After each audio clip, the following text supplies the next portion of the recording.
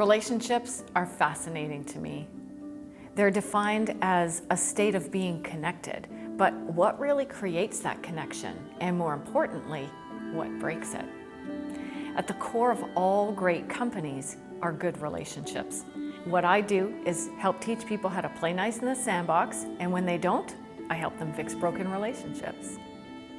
I've helped tens of thousands of people learn to play nice in the sandbox. And trust me, playing nice doesn't always mean being nice. One of the bravest moves I've ever made was deciding to resolve a long-standing conflict with my spouse of 16 years. With no connection or communication, our emotionless bond went against everything that my soul and my career stood for. And we had 2 teenage kids watching. So me, the relationship guru, threw in her towel and broke the sacred bond. I didn't do it out of malice or anger. I did it to create something healthier for myself and a better example for my children. I craved so deeply a functional family that with high hopes, I walked. It was time that I stood up for myself, that I pushed through, that I found my inner peace. Like any divorcee, I expected the rumors, especially in a small town. And I had a feeling that friends and family would take sides. But what hurt me most was my own son breaking ties with me. I broke my 15-year-old's heart. I broke that special mother-son bond that so many people revere, and I didn't know if I'd ever get it back. When life throws you into those clearly defining moments, your mind can go into some pretty dark places.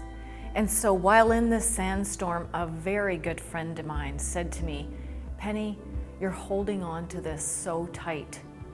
You need to let it go and let God pick it up." Holy shift. And so as hard as it sounded, I let go. I let go of the need to have my boy in my life. And I let go of the need to control the lies and the rumors that were being spread about me. I let go of the need to control things that were out of my control. I did my inner work to figure out what was mine and what was not. And I held on to my faith and intention for a new and better relationship. There are no manuals on how to deal with the emotions that you go through in conflict. The feeling of being left out or alienated, the desire to want to reach in and change things. This holy shift, this devastating decision had to be made in order for relationships to grow healthy again. And the pain didn't go away, but the need to control the situation did. So I waited and continued on my life the best I knew how. I waited for a response to my texts or a response to my calls. I waited for some sign of him reaching back.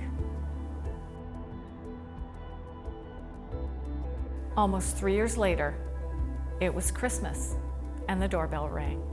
The tree was decorated and the stockings were stuffed. And I'll never forget the feeling of being whole when he walked through the door to join my daughter and I for the first time in what seemed like a lifetime. Communication is an art, not a science, and its results can't be predicted.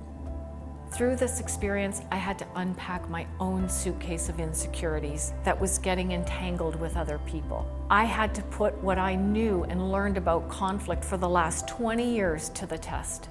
It became very apparent to me that this conflict resolution was so much of an inside job that I had to do. Business relationships are no different. It's time that we learn to play nice in the sandbox and learn what that really means. And rather than taking a stance when we're in conflict, that we learn to dance our way through it and co-create a culture that is very supportive and very engaging and very inclusive and helps us build profitable and peaceful and productive relationships. You cannot build a castle on quicksand, but you can start building a solid foundation collectively by embracing conflict resolution from the inside out.